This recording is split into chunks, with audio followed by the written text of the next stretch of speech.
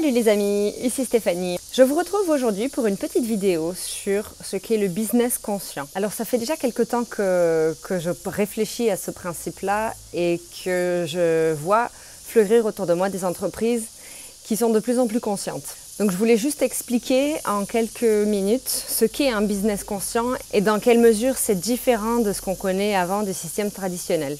Alors un business conscient, c'est quoi ?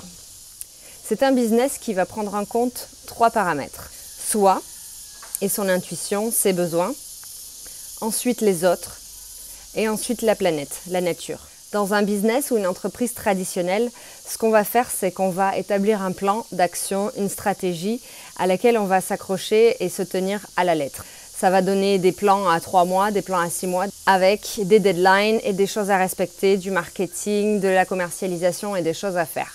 Dans cet état d'être-là, c'est en fait le mental qui dirige tout. C'est le mental qui va dire quand est-ce qu'on fait quelque chose, pourquoi on se lève le matin, quelles tâches on va accomplir dans la journée tout d'abord et comment on va organiser sa journée et les mois d'après, selon une stratégie bien établie.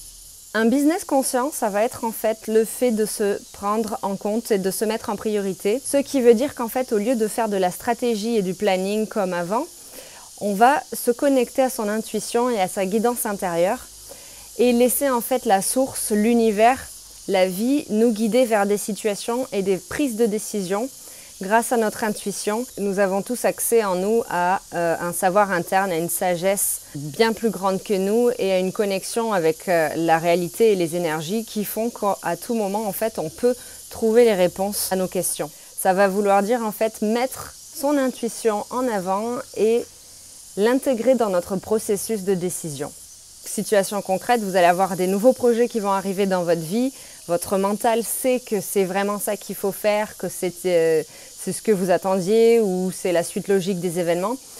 Eh bien en fait, il va falloir vérifier à l'intérieur si vous ressentez de la joie, si vous sentez de l'excitation, si vous êtes content à l'idée de faire ça. Si vous l'êtes, c'est votre cœur, votre intuition, donc votre âme en fait, qui vous guide et qui vous dit c'est bon, vas-y, ça va t'apporter des résultats positifs ou du plaisir et du bonheur. Donc ça veut dire aussi en fait faire de la place au niveau du temps et de l'espace dans sa vie pour pouvoir accueillir l'intuition et vraiment checker ce qui se passe à l'intérieur et savoir s'il y a un projet ou une situation avec quelqu'un ou quoi, si c'est la bonne décision à prendre.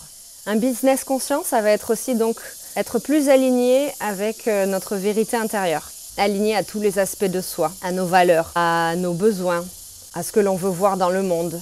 Donc maintenant, passons au fait de faire un business conscient avec les autres. Qu'est-ce que ça veut dire ? La meilleure manière de manager son business, c'est de vraiment respecter les autres et de comprendre qu'on a tous quelque chose à apporter à un projet.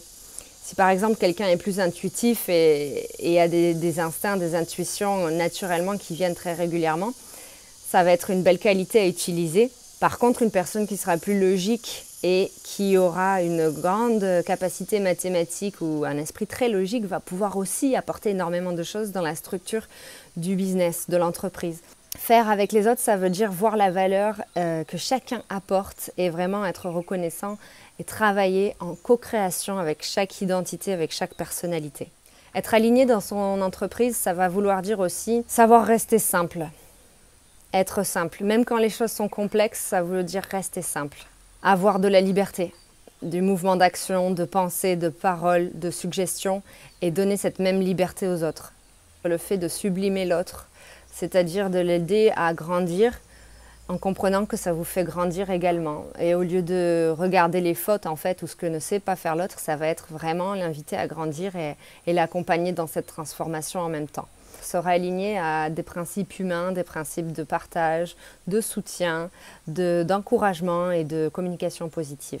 Avoir un business conscient aussi, c'est respecter la nature, respecter notre planète, avoir des méthodes éthiques, s'aligner aux principes de la vie, être conscient de l'impact que l'on a sur la planète et sur le développement en fait, de notre humanité et de notre système économique. Veiller à faire en sorte qu'en fait, toutes nos décisions et tous nos choix et nos actions soient alignés vers la meilleure version de notre planète et en respectant des valeurs de respect, de soutien, non-destruction, soutenir en fait l'enrichissement personnel et l'enrichissement collectif. Avoir un business conscient, c'est vraiment intégrer ces 3 paramètres de l'individu lui-même, à travers son intuition, à travers ses besoins personnels, des autres, avec l'évolution collective, l'encouragement de l'autre et le fait qu'on soit tous co-créateurs, et le respect de l'environnement, de la nature, de notre planète, des énergies autour de nous, et être conscient aussi de tout notre système énergétique qui fonctionne dans le business également.